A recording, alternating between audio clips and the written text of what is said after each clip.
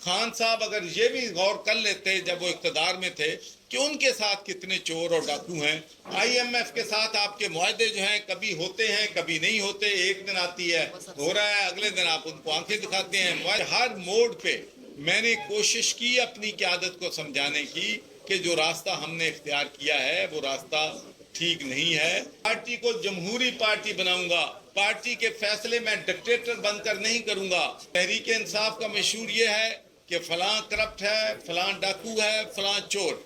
मैं आप दोस्तों से कहना चाहता हूं कि पाकिस्तान मुस्लिम लीग जो है, जब से मैं पार्टी की क़यादत जो है वो संभाली है चौधरी शाहरियार साहब की क़यादत में, तो हज़ारों की तादाद हमारे साथ लोग जो हैं रैंक एंड फाइल लोग जो हैं शामिल हो रहे हैं। और मेरा जो टारगेट है, जो मेरी अपील है पाकिस्तान के मासद के साथ, मेरी अपील जो है वो 1000 उन ख़ानदानों को नहीं है। अगर आ जाएंगे तो यकीनी तौर पर अगर उन पर करप्शन का कोई चार्ज नहीं है तो मैं उनको वेलकम करूँगा, लेकिन मेरी अपील उन 1000 ख़ानदानों से नहीं है जो इस मुल्क की सियासत और इस मुल्क की मईशत पे पिछले 75 सालों से काबिज। कोई भी सियासी जमात आती है, आप देख लें कि नेशनल असेंबली में और प्रेसिडेंशियल असेंबली में चेहरे सेम होते हैं। तो इस दफ़ा मेरी पार्टी की जो डिवाइडिंग लाइन होगी इलेक्शन में, जो मेरी पार्टी का मैसेज होगा, वो मैसेज ये होगा कि पाकिस्तान के अवाम अब बहुत विजिलेंट हैं। पाकिस्तान के अवाम को इल्म है कि उनका जो मेंबर नेशनल असेंबली है या मेंबर प्रोविंशियल असेंबली है या उनके नुमाइंदे हैं, उन्होंने कितने पैसे अपनी जेबों में डाले हैं और कितने पैसे इंफ्रास्ट्रक्चर पर सर्व किए। बदकिस्मती हमारे मुल्क की ये है कि चीज़ें इतनी डिटीरिएट हो रही हैं, इतनी तेज़ी के साथ डिटीरिएट हो रही हैं कि मुल्क डूब रहा है, मुल्क की मईशत तबाह हो चुकी है, महंगाई आसमान से बातें कर रही है, लोगों के पास 2 वक्त की रोटी नहीं है, वो अपनी बच्चों की फीसें नहीं दे सकते, जो बच्चे पढ़ जाते हैं उनके पास एम्प्लॉयमेंट अपॉर्चुनिटीज ये नहीं है। और ये जो सियासतदान है एक दूसरे पे क्या इनका मंशूर है, तहरीक इंसाफ का मशहूर ये है कि फलां करप्ट है, फलां डाकू है, फलां चोर। और इसी तरीके से जब से PDM बरसर इक़्तिदार आई है, उनका हदफ है कि फलाना तोशाखाना चोर है, फलाना मनी लॉन्ड्रिंग है, उनका मंशूर यही है। ये अवाम ने फैसला करना है कि वो जो दोनों बयानियाँ दे रहे हैं वो बयानियाँ सच्चा है या गलत है, ये बात मैं अवाम पे छोड़ता हूँ। लेकिन मैं समझता हूँ कि उन्हें इस बयानिए के साथ साथ मुल्क जिन मसाइल का शिकार है उनके लिए कोई सलूशन जो है, कोई हल नहीं दे सके। 3.5 साल पाकिस्तान तहरीक इंसाफ की हुकूमत रही है, मैं भी उसका हिस्सा था, लेकिन मैं आपको यकीन दिलाता हूं कि हर मोड़ पे मैंने कोशिश की अपनी क़यादत को समझाने की कि जो रास्ता हमने इख्तियार किया है वो रास्ता ठीक नहीं है। हमें डिलीवरी पे तवज्जो देनी चाहिए, हमें रूल ऑफ लॉ पे तवज्जो देनी चाहिए, हमें पुलिस रिफॉर्म लेके आनी चाहिए, हमें जुडिशरी रिफॉर्म लेके आने चाहिए, हमें इस मुल्क में अदल व इंसाफ का निज़ाम जो है लेके आना चाहिए। लेकिन उस पर किसी ने तवज्जो नहीं दी। यही था कि किस तरीके से मुखालफों को विक्टिमाइज करना। और आप सबको मालूम है जब तहरीक इंसाफ की हुकूमत थी तो उनका एक ही था हमेशा खान साहब का बयान कि मैं नरेंद्र मोदी से तो बात कर लूँगा, मैं दहशत गर्दों से भी बात करूँ, मैं तहरीक तालिबान से भी बात करूँ, लेकिन मैं चोरों और डाकुओं से बात नहीं करूँगा, मैं उनके साथ नहीं करूँगा। तो मैं वहाँ पब्लिक में तो नहीं कह सकता था। तो मैं समझता हूँ कि काश खान साहब अगर ये भी गौर कर लेते जब वो इक़्तिदार में थे कि उनके साथ कितने चोर और डाकू हैं और वो कितना कमीशन जो है इंफ्रास्ट्रक्चर से कितना पैसा अपनी जेबों में डाल रहे हैं।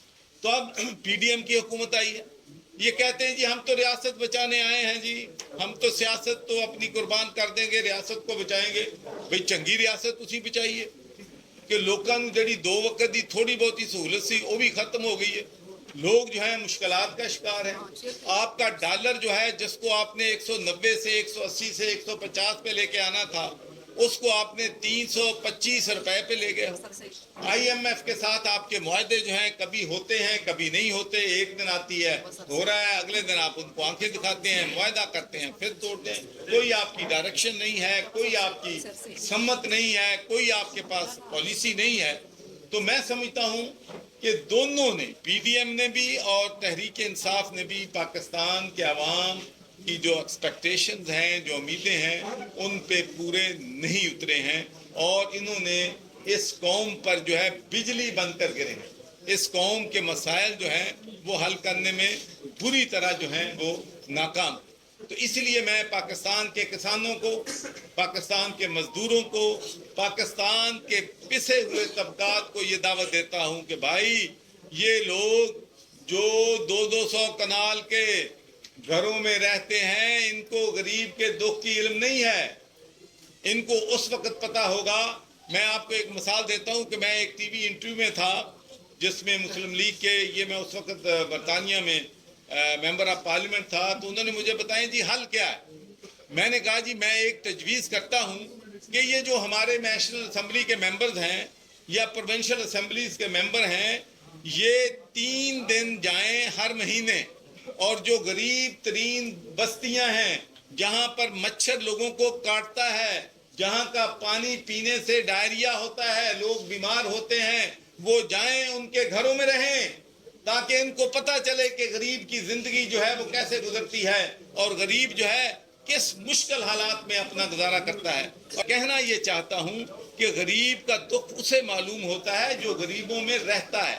یہ لوگ محلات میں رہتے ہیں، بیمار ہو جائیں تو علاج کے لیے یہ برطانیہ، یورپ جاتے ہیں، اور ان کے لالچ کی کوئی انتہا نہیں ہے۔